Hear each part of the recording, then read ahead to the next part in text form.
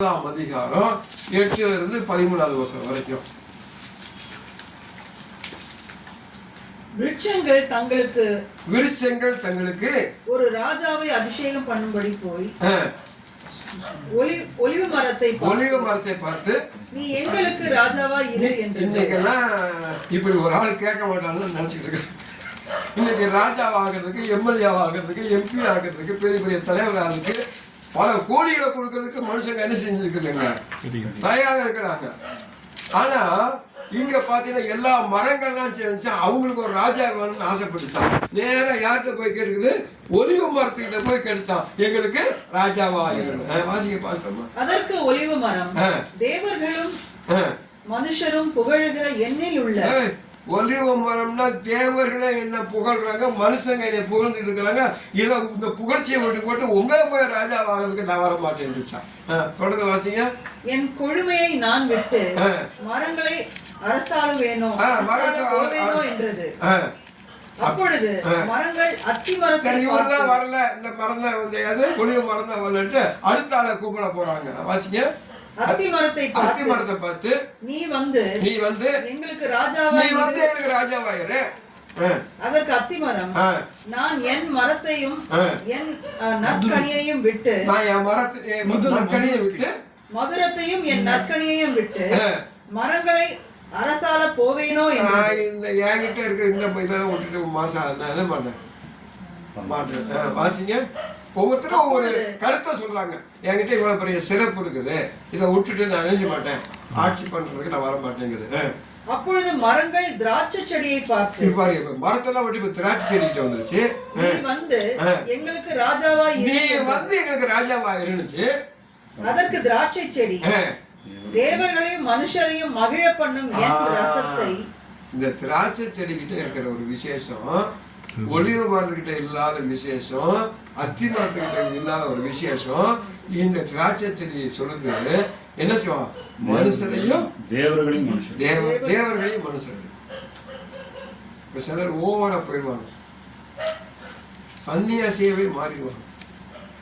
ஒரு ஊழியம் செய்யறாங்க, சன்னியாசியவே மாறி கல்யாணமும் கேட்கப்படும். அவன் தப்பு சாப்பிட்டு கல்யாணம் பண்ணிட்டான்னு அந்த அம்மா வந்து லேசா கொஞ்சம் ஆசையா பேசுறாங்க. சோத்திரம் விஷயத்துல நினைஞ்சுக்கிட்டு என்ன பக்கத்துல சாப்பிட்டேன் அந்த அம்மா. ஏன்னா இவரு நம்ம வீட்டுக்காரர் தானே, இல்லை இந்த மாதிரி இருக்கிறாரு. இவர் ஆத்தமா பயந்து போயிரு. ஏன்னா இவர் யாரோட உறவுல இருக்கிறார், இப்ப ஆவியில நிறைஞ்சு தேவனோட சஞ்சரிச்சு இருக்கிறார். அவர் தேவன் மட்டும்தான் மகிழ்ச்சியா இருப்பார், மனுஷர்களை மகிழ்ச்சியாக்க மாட்டார். ஆனா ஒருத்தர் மேய்ப்பனுக்கு இருக்கிற தகுதி மனுஷனையும் மகிழ்ச்சியாக்கணும், தேவனையும் மகிழ்ச்சியாக்கணும், மகிழ பண்ணணும். நிறைய பேரு தேவனை மட்டும் மகிழ பண்ணுவேன்னு சொல்லி இருக்கிறாங்களே, அந்த சத்தியம் உபதேசம் நமக்கு என்னன்னு தெரியல.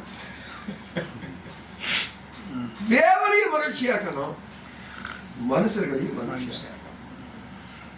இது எதுக்கிட்ட இருக்குதுன்னா, திராட்சை செடிக்கிட்ட, ஒலிவ மரத்துக்கிட்ட இல்லாத சிறப்பு, அத்தி மரத்துக்கிட்ட இல்லாத சிறப்பு திராட்சை செடிக்கிட்ட இருந்துச்சு. இப்ப இத வந்து திராட்சை செடிய இப்ப எதுக்கு ஊமையா சொல்றாங்க, யோசேப்பு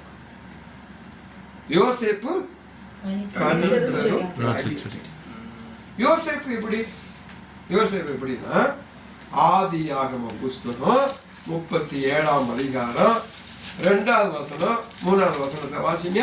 ஆதியாகமம் 37:2-3. யாக்கோபுடைய சந்ததியின் வரலாறு. யோசேப்பு 17 வயதிலே, அவங்க எத்தனை வயசு? 17 வயசு. இன்னைக்கு நம்ம 17 வயசு எப்படி சொல்லுவோம், இங்கிலீஷ்ல சொன்னா எப்படி சொல்லுவோம்? தமிழ் சில சமயத்துல தமிழ் சிறப்பா தெரியுது, சில சமயத்துல சிலருக்கு தமிழ்நாட்டுக்காரனுக்கு இங்கிலீஷ்ல சொல்றதுதான் போதும். அந்த நடு சென்டர்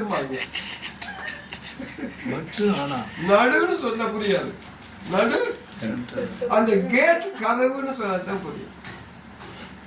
கேட்டு